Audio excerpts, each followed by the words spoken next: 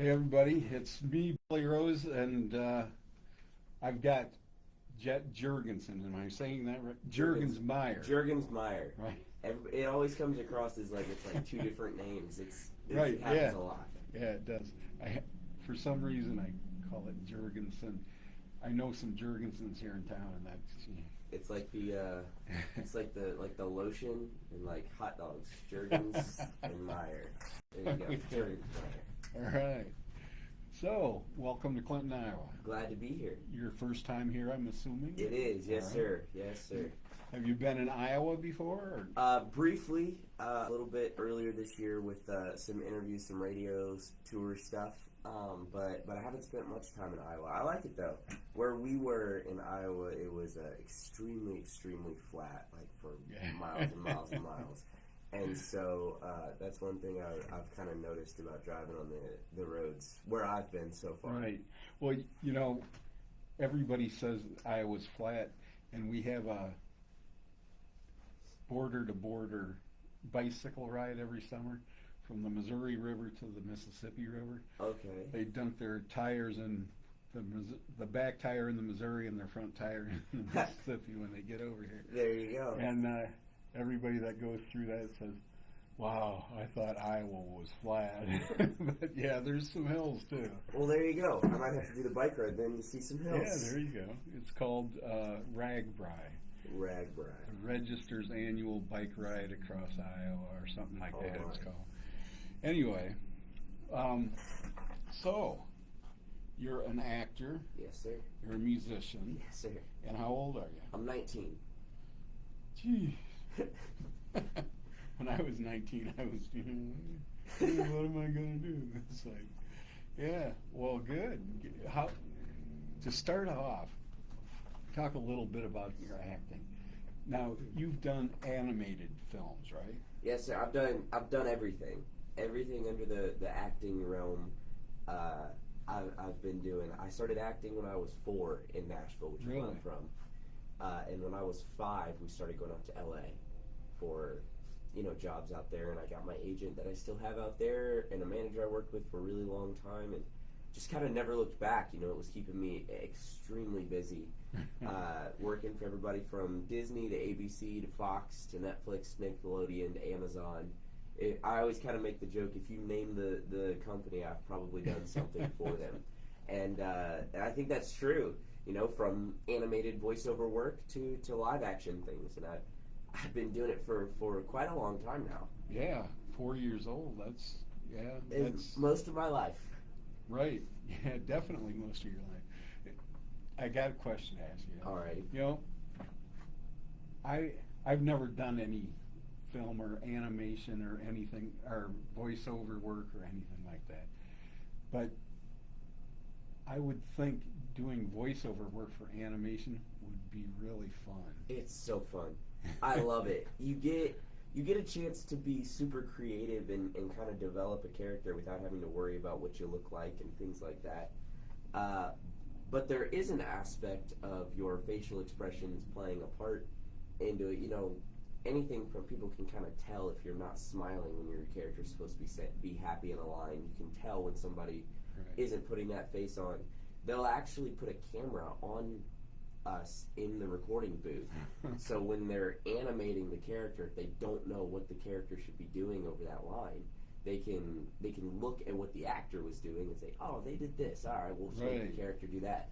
So it's really neat. There's a lot of little details that go into it, and it's such a fun thing to be able to do. And I actually, because of COVID, I was able to do a lot of voiceover work from home, which was kind of neat. Yeah. You have your little interface in your computer and a microphone, and you can do most of your work from home, which was nice. Saved a lot of time not sitting in traffic for that. Oh, no kidding. Yeah, for sure. That's, when I first started in radio, the guy that was training me said, make them hear your smile. So that's 100%. Similar to what you're talking about. It's so true. Absolutely. It's little things like that really can make a difference. Yeah, it really does. Well, that's cool. So, from acting, you got into music, or did which came first, the acting? So technically, music came first. I mean, I'm from Nashville, so everybody is involved in music. But I technically started getting on stage when I was 3. My parents used to own a bar restaurant in Nashville that's still there to this day. They don't own it anymore, but it's where I grew up on stage. And when I was 3, that was the first time I ever got up on stage and performed in front of people. And just always was consistently doing it. You know, acting is pretty much the same thing, performing in front of people. And when I was about 10 or 11, my parents kind of bought me my first nice guitar. And I started learning how to play just songs and things like that, and very quickly started songwriting, and then we started recording music to put out on my very first album. So did you start writing songs on your own, or did somebody say you should write? I kind of, it's always been kind of expected, if you will. Like growing up in Nashville, surrounded by songwriters. Everybody writes songs. True. So I was just always around songwriters and always fascinated. My mom's a songwriter, and so I just always was around songwriting. And I started doing it with one of my best friends in the whole world, Olivia McKenna, who's also an artist and a phenomenal songwriter. She's from Nashville. I would actually be out in LA working, and we would be on FaceTime writing. We were doing the whole Zoom writing before it was popular. And so that's how I kind of started songwriting. And after my first album came out, my goal was to write all of my music from there on out. Oh, and so that's nice. That's what I spent a lot of time doing to prepare for the last album, and then that's exactly what we did for this album that just came out a week ago. Oh, it's only been out a week. It's been out a week today. Today's Friday. It came out the 12th. I wasn't aware of that. It came out a week today. It's called The Ride Phase 2, so if you haven't listened to it, go check it out. And, of course, it's pretty early. You have any idea how it's going, or? You know, all the songs off of it are getting some pretty good traction, and we put out 4 songs before the album came out off of the album, and obviously that's what I was doing the radio tour for, my current radio single, Good Days, and so all of them were doing extremely well, and I was kind of getting antsy, just wanting the album to get out there. I wanted everybody to be able to hear it, and I think everybody's really enjoyed it. I've been getting some pretty good feedback on it. And it makes me very happy because I've been working on this project for over 2 years, well over 2 years, just waiting for it to get out the door. That's one thing so many people don't realize, the time and work it takes to put out an album. You know, Absolutely. They just say, geez, they want a lot for their album. Well, think about all the hours it took. There's a lot of time that goes into, you know, writing a bunch of crappy songs to find the Right. 11 that ended up making it on the album, getting in the studio, recording them, doing the vocals, mixing them, going back and forth, mixing them, deciding, does this need to be in there? Should this be pulled back? Should this be more? And then there's a ton that goes into promotion for the album and designing like the cover art for the album. Simple things like picking a name. Picking a title. For me, it was kind of simple. I think I picked the title in like 20 minutes. Like I didn't overthink it.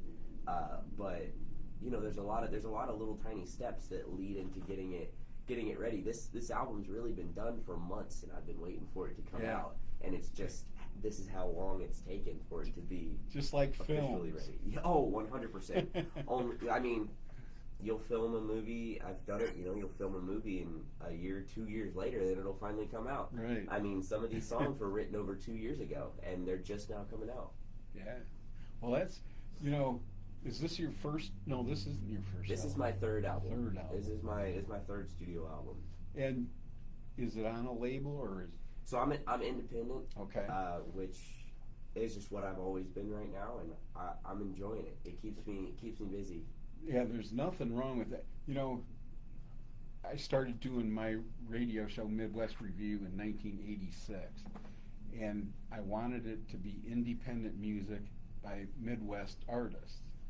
And in those days, it was really tough to find a bunch of independent artists to play an hour-long radio show, or now it's 2 hours. But my very first show was a half hour because that's all I had enough music to fill. And nowadays it's easy to find independent.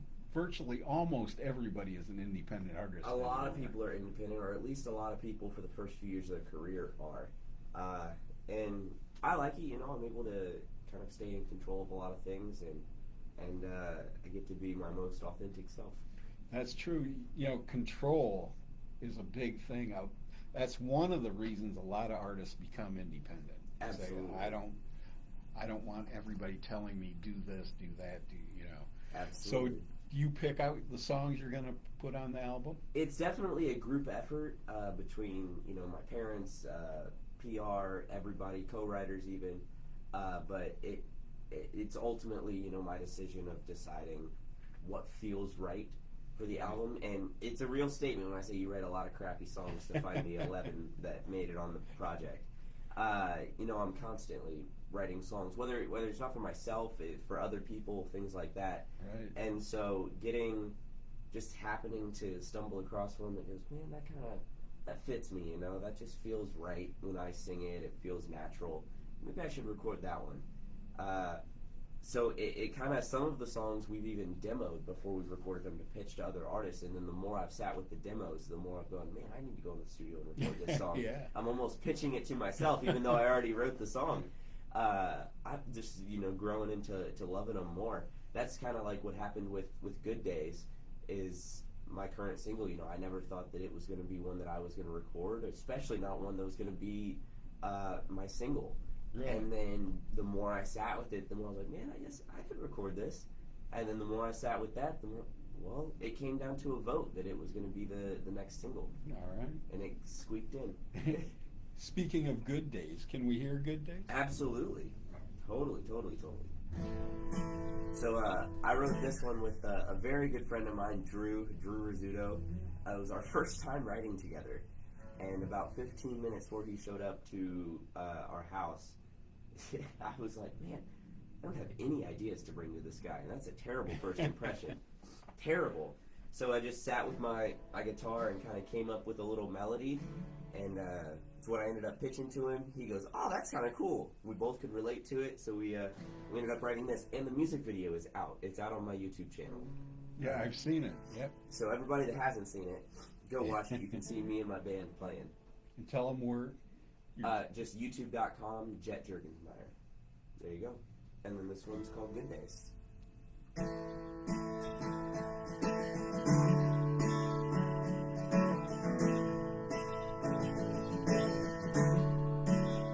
Why you never wanna run away, run with me, baby, till we find a better place. Always telling me you wanna go, but you're scared of things that change your perfect state.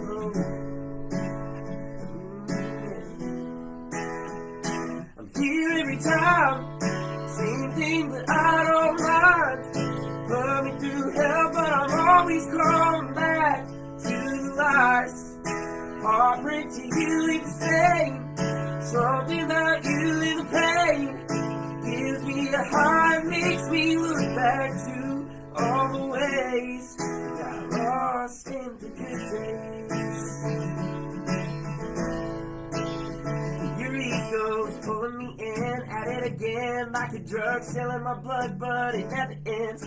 Like I'm stuck in a frame, perfect in pain, always the same, but with some medicine. But we can make it work. Well, I'm here every time, same thing, but I don't mind. Moving through hell, but I'm always crawling back to the lies. Heartbreak to you ain't the same.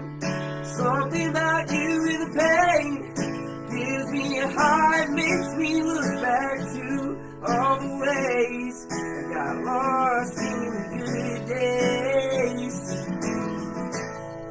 Got lost in the good days. Wasn't broken from the start, wasn't written in the stars. Were we made for broken hearts before you tore me apart? I'm here every time, same thing, but I don't mind. Put me through hell, but I'm always crawling back to the lies. Heartbreak to you ain't the same.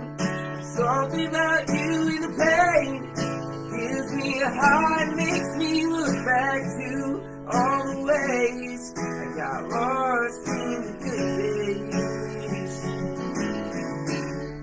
Got lost in the good days.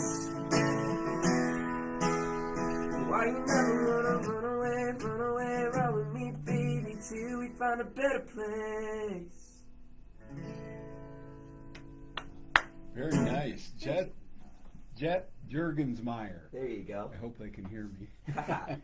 Well, now that's a song that a lot of people can relate to. Yes, sir. And that's one important thing about songs is they need to be relatable. Do you have people ever contact you and says, this song means so much to me because of this, you know? Absolutely, and that's one of the reasons why I was so excited for this album. Is every one of the stories on the album is something that I've been through or going through or something like that. That's how I could write the most relatable music for everybody to listen to, and so that's what I'm really looking forward to as far as seeing with this album. I've seen it with the last album, and so I'm really, really looking forward to that with this one because all of these songs on here, I'm really giving people a chance to relate to me personally because all the songs are me. And Good Days is no different. You know, when Drew and I were writing that song, we didn't have like a hook or a title or anything. We just started writing from the verse. And we got to the end of the chorus, we're like, Good Days would be kind of cool to call it because it kind of tricks you if you just hear the title. It sounds like it would be a happy song, but it's an upbeat heartbreak song. And Drew and I were both like, man, we can relate to that. Well, if we can relate to it, we're just two regular people. I mean, that means that the audience is just going to be able to relate to it as well. Yeah. And I think that's exactly what's happening. You know, Good Days has been getting played on the radio for a while now, and it's kind of shocking. It's getting played in Europe and things like that, which is really kind of cool to hear.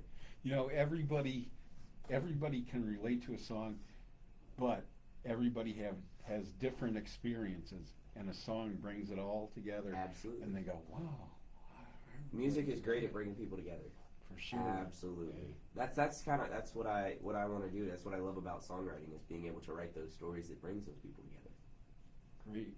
You're doing a good job. Thank you so much. As far as I know, anyway, so far. I haven't listened to all of your stuff, but I've listened to several songs. Thank you so much. I really like them. Yeah. Thank you. This is your Midwest tour. Is you just the Midwest right now, or we've kind of been going everywhere? You know, we've been down south. We've been in Alabama. We've been in Georgia and things like that. So I'm kind of going wherever the Lord decides I need to go to do these interviews and to perform for people. But I mean, I drove up here today just to be here in Iowa for the next 2 days. So I mean, this is technically just a Midwest tour in a way. Well, thank you for coming. Of course. So you're playing at the Revue tonight. I am. I'm sure you've never been there. So. I have never been there. Do you know Brooke, or have you met Brooke? Or? I do know Brooke. So I've known Brooke for a really long time. She used to work at the bar restaurant that my parents owned in Nashville, and she quite literally watched me grow up, and I just have not seen her in forever. So I'm very, very, very glad to be coming up here and playing and getting to see her, and it's just a cool experience. Yeah, well, See, I wasn't sure whether you knew her or not. I thought you might. Oh yeah. But yeah, especially being in Nashville. She was all over Nashville for a while. 100%, and I was there for a lot of it. So there you go. Well, that's great. So where do you go from here? So we're gonna be here obviously today and tonight, and I'm going. I can't think of the name of it right now. I am going to another part of Iowa tomorrow. It's like on my website. I'm going to be performing and things like that. I'm posting about it on social media, and I'll be performing and doing interviews tomorrow, pretty much all day. And then Sunday I'll be driving back to Missouri. So you got some busy time here. I do.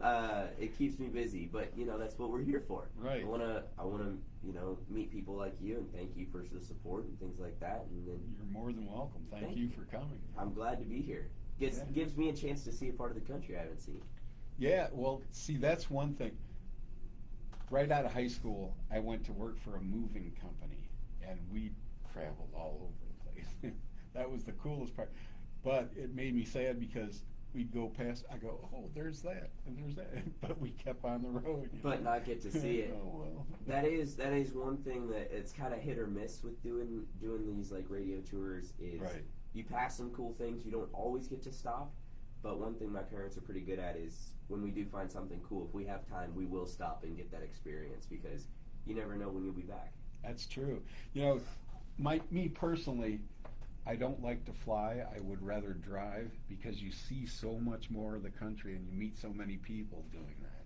That is very true. I've grown up flying my whole life, so I honestly, it's kind of weird. I sleep extremely well on planes. Do ya? I am the most calm person on a plane you can find.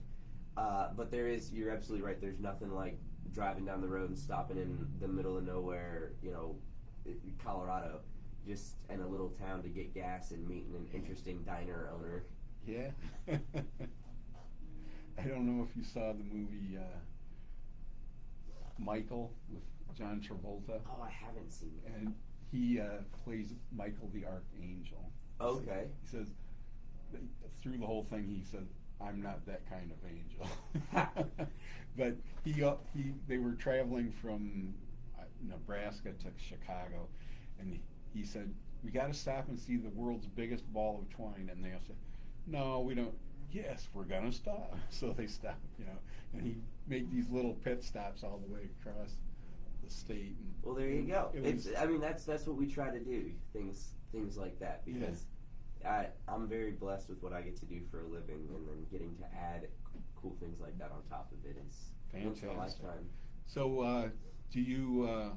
You said you co-write with a lot of people. Do you write solo stuff too? Or? So I do write every now and again by myself. I'm a firm believer in two minds is better than one, especially when you're writing songs.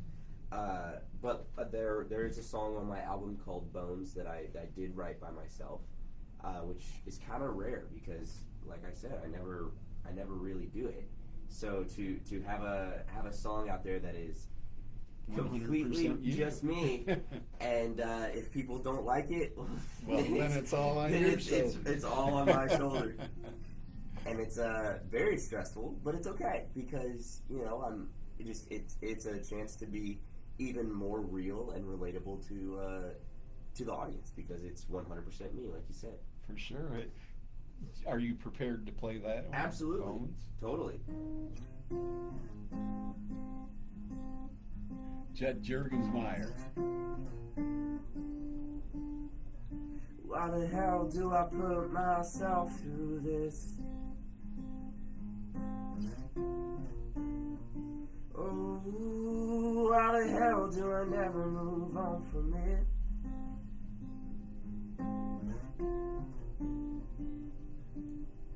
And bite your tongue, suck it up, you'll get over this.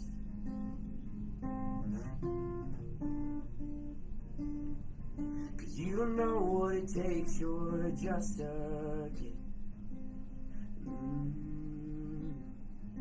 But I know what it takes cause I've been through it. It's hard sometimes when you never know. I've tried to shut it off, but I just can't let it go. Oh, my heart is on the floor again, torn apart, so I try to look to him.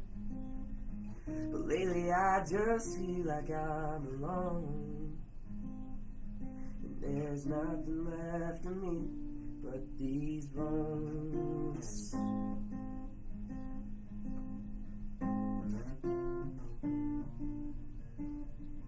I caught myself looking back, just wondering at what I had, what I lost, what I could have been.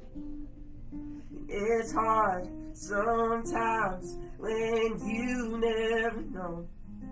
I've tried to shut it off, but I just can't let it go. And oh, my heart is on the floor again, torn apart, so I try to look to him. But lately I just feel like I'm alone, and there's nothing left of me but these bones. These bones.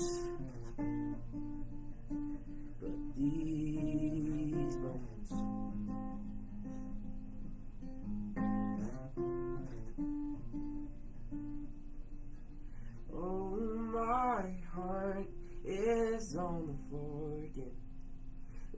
tried every kind of medicine,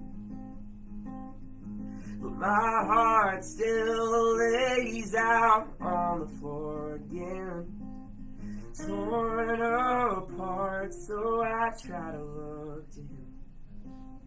But lately I just feel like I'm alone, and there's nothing left of me but these bones. These bones, you left nothing in me but these bones.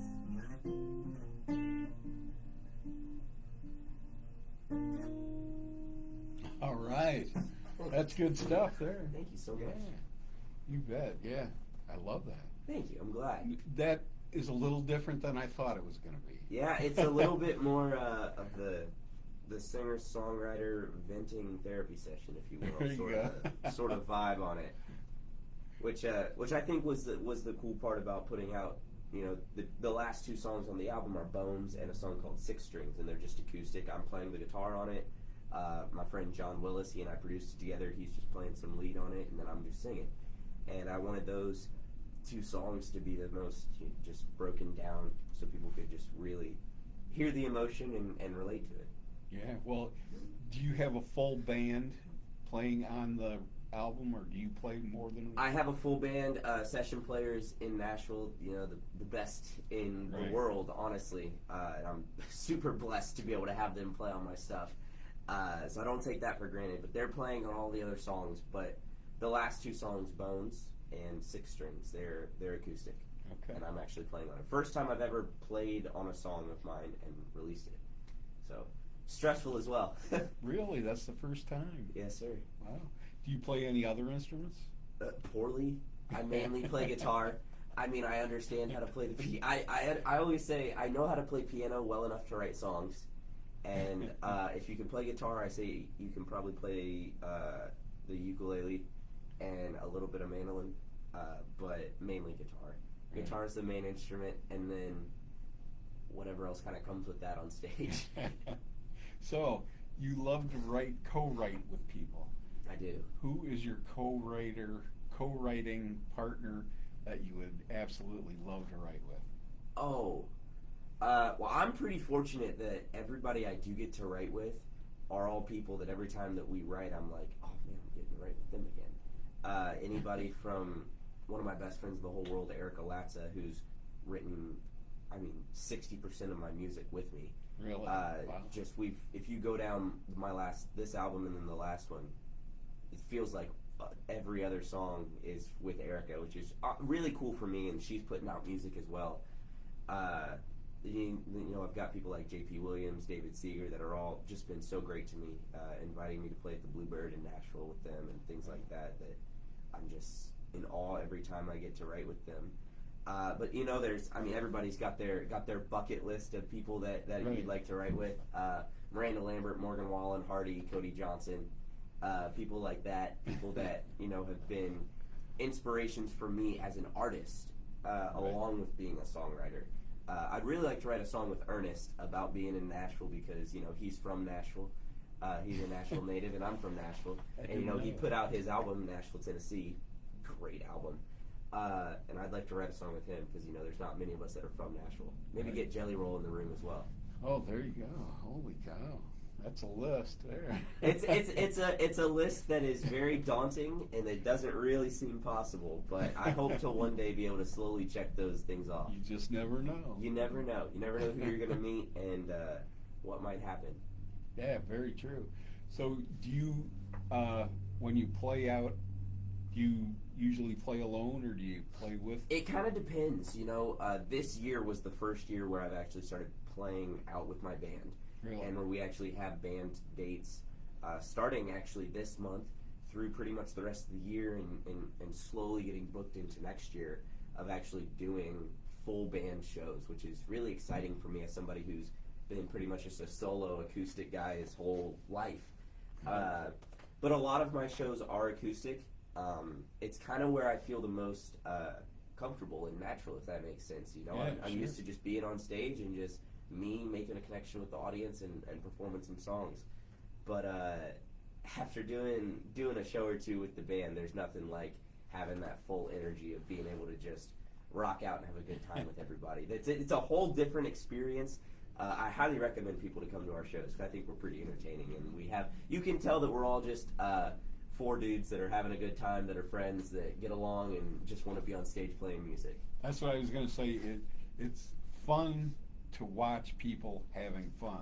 Absolutely. So, and I think that audience is very good at telling when that's fake, and so that's why it's important for me to have that relationship with my band members.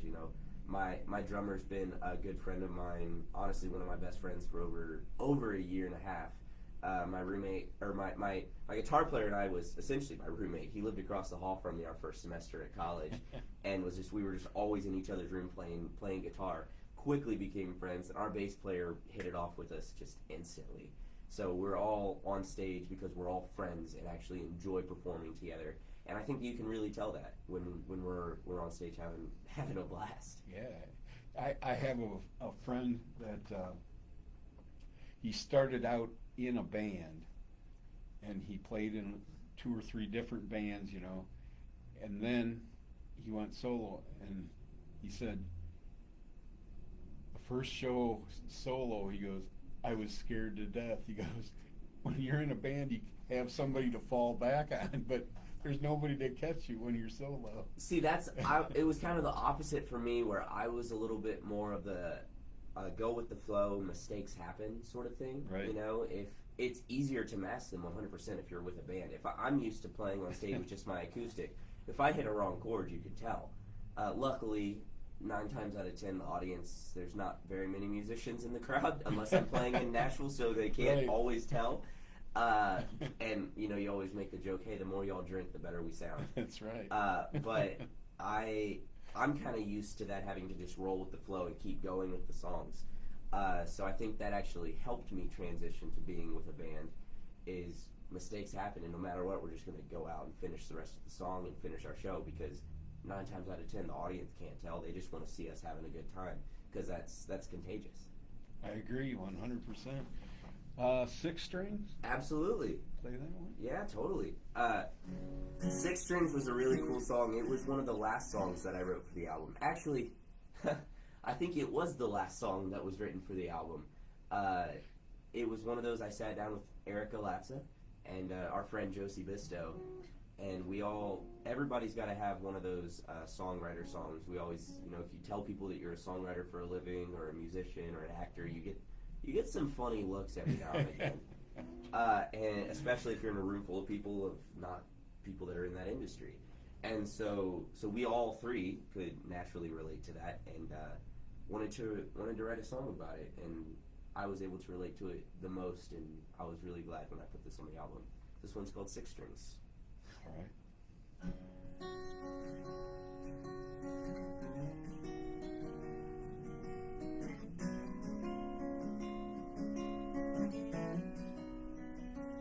I picked it up, I can't put it down. Strumming through my thoughts till all my words fall out. I laid it out for everyone to see, wishing on every star that hangs in Tennessee, that maybe I won't be just another damn he tried, though couldn't seem to get it right in those 3 minutes. But he put his whole heart in it, 'cause I done prayed and hoped he heard every story, every word that I've been living. I swear these 6 strings have lifted.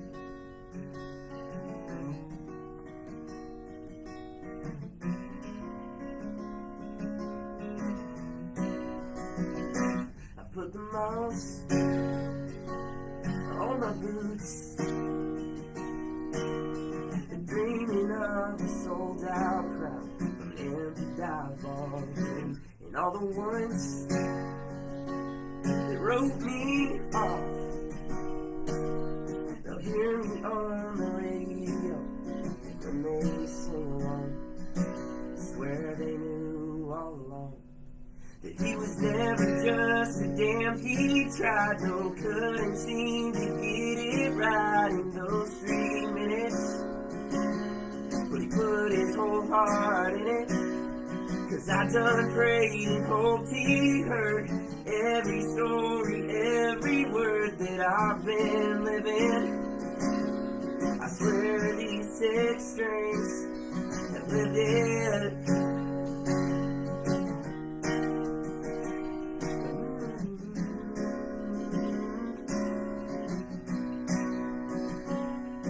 I won't be another damn. He tried.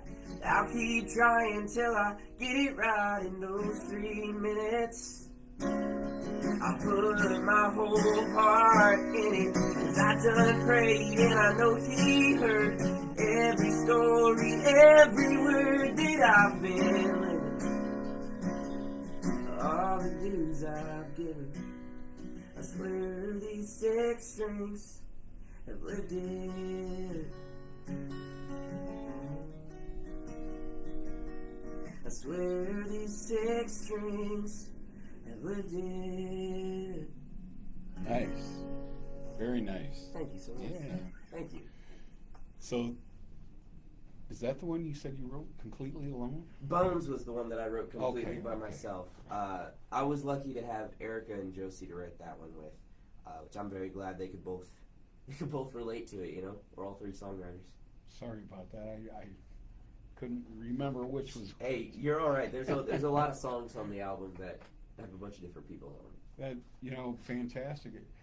Can you tell everybody where they can learn more about you, where they can get your merch? Absolutely. So everything from my music to my social media, my website, it's all really simple. It's just my name, Jet Jurgensmeyer.